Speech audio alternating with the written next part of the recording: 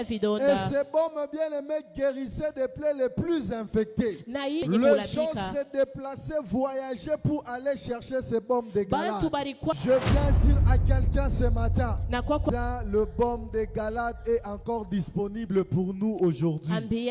Parlons de 5 types de séparation. Le premier type de séparation, je l'ai appelé la séparation originelle. L'homme face à son créateur.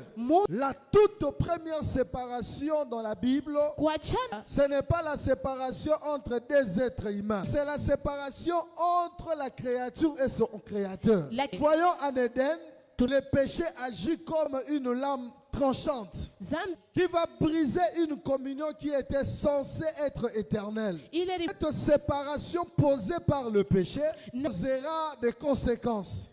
La première conséquence, bien-aimée, de cette séparation, c'est la peur et la honte. Il se cache derrière des feuilles. Il a dit, lorsque l'homme péchait et la femme, ils sont cachés parce qu'ils se voyaient indignes. Lorsque tu es séparé de Dieu, tu vas te voir sale. Te voir indigne pour chanter, pour prêcher, pour modérer, pour être au protocole. La deuxième conséquence, c'est l'accusation. Adam pointe Ève. C'est la femme que tu m'as donnée. Ève à son tour va pointer le serpent. La séparation avec Dieu est horizontalement de relations. Relations avec les autres. Lorsque tu es séparé de Dieu, ne pense pas que tu seras attaché aux hommes. Tu vas commencer à accuser les autres. Ton malheur sera les autres. La source des problèmes sera les autres. C'est un signe que l'homme est séparé de Dieu. La troisième conséquence, c'est l'exil intérieur. Ils seront chassés du jardin. Ils vont devenir errants. Mais sans Dieu, l'homme est exilé. C'est un exilé permanent. En Dieu, on ne trouve pas le repos. Voici maintenant, on est partout comme du vent. Pour cette séparation avec Dieu, le baume de Galade est une grâce pour nous. Le sacrifice du Christ nous met encore ensemble avec Dieu. On ne reste plus ennemis de Dieu, mais nous devenons amis de Dieu. Tu n'as pas compris. Lorsque Adam tombera dans le péché, lui-même il cherchera la feuille de figuier pour se couvrir. Cause de sa honte. Mais lorsque le baume de Galade intervient, l'Éternel Dieu tuera un animal. Il donnera la peau à l'homme pour se couvrir. Cet animal qui sera tué, Jésus. Cet animal qui sera tué, qui viendra couvrir la honte de l'homme, c'est Jésus-Christ de Nazareth. C'est bien lui le baume de Galade. C'est bien lui la grâce bien-aimée. Le deuxième type de séparation, c'est la séparation de l'amitié, que j'ai appelé le déchirement des âmes. La séparation de l'amitié touche l'âme. L'amitié entre David et Jonathan n'était pas une amitié superficielle. La Bible dit que l'âme de Jonathan fut liée à l'âme de David. Vous voyez la dimension de cette relation. Ce n'était pas simplement une relation où on nous voit marcher ensemble. Ce n'était pas une relation où on nous voit manger ensemble. Non, c'était une relation où les âmes étaient liées. Les âmes étaient attachées. Dans cette relation, nous voyons des amis que tu peux avoir. Voyons la femme que tu as, le mari que tu as. Bien-aimé, les âmes sont liées, les âmes sont connectées. Malgré que les âmes étaient liées, ils ont dû se dire adieu. Non pas par manque d'amour, à cause de la méchanceté d'un homme. La cause du cœur méchant du père de Jonathan. Bien-aimé dans le Seigneur, à cause des circonstances de la vie, il y a des gens, il y a quelqu'un que tu as beaucoup aimé, mais la méchanceté vous a séparés.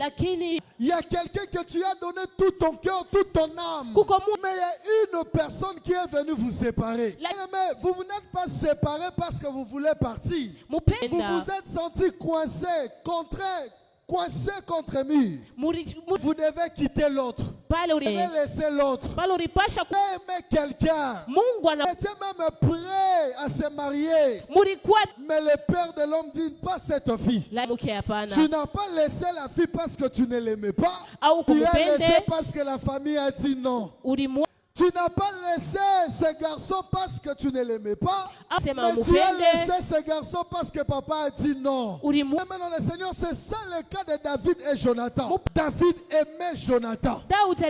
Les circonstances de la vie vont le pousser à se dire adieu. David était obligé de se séparer avec Jonathan. Et la Bible dit David va pleurer davantage. Il va beaucoup pleurer son ami. Il manifeste là la douleur de l'impuissance. Je voulais rester avec toi, mais je ne peux pas. Je voulais te garder à mes côtés. Je suis impuissant. Je voulais te voir chaque jour. Je suis incapable. Ça laisse le vide. Fait mal. Bien-aimé dans le Seigneur. Oh, cette absence crée un vide. Et surtout, ce qui brise davantage. Tu avais quelqu'un que tu aimais tellement, tu aimais.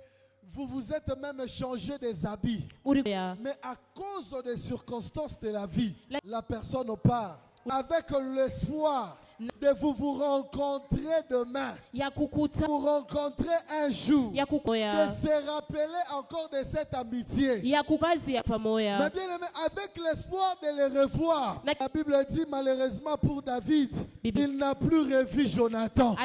Jonathan était mort. Oh, ça brise le cœur. Fait mal, bien aimé. Les circonstances vous séparent. Avec l'espoir de le revoir un jour, tu ne vois plus celui que tu as aimé, ou celle que tu as aimé. Mais Dieu ne nous laisse pas. Dieu ne nous laisse pas. Je viens dire à quelqu'un ce matin, et cette séparation se transforme. Le deuil que David pouvait pleurer son ami va se transformer en un héritage.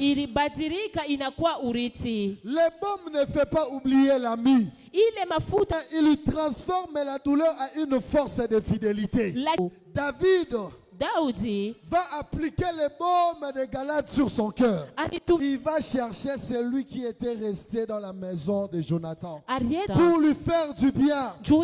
Bien-aimé dans le Seigneur, le baume de Galate, ce baume que Dieu place sur nos cœurs, nous pousse à aimer à nouveau au lieu de se renfermer. Tu peux aimer à nouveau.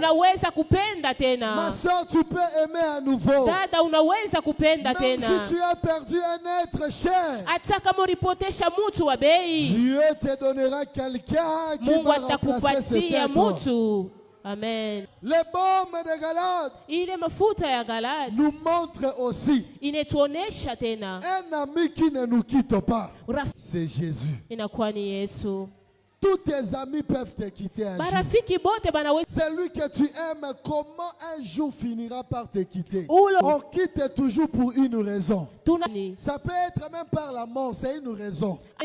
Ça peut être une maladie, un déplacement, d'un voyage, c'est une raison. La personne qui ne te quittera pas, c'est Jésus. L'homme de Galate était odoriférant.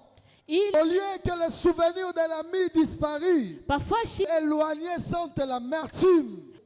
L'onction de Dieu fait que ce souvenir dégage un parfum de gratitude. Retiens ceci. On ne pleure plus sur ce qu'on a perdu, mais on rend grâce pour ce qu'on a vécu. Lorsque les souvenirs reviendront, Seigneur, je te bénis parce que tu m'as donné un ami efficace, mais aujourd'hui il n'est pas là. Non plus parce qu'il est parti. Ne pleure plus parce que ses fiancés est parti. Mais rends grâce à Dieu pour ce que vous avez vécu. Et ce que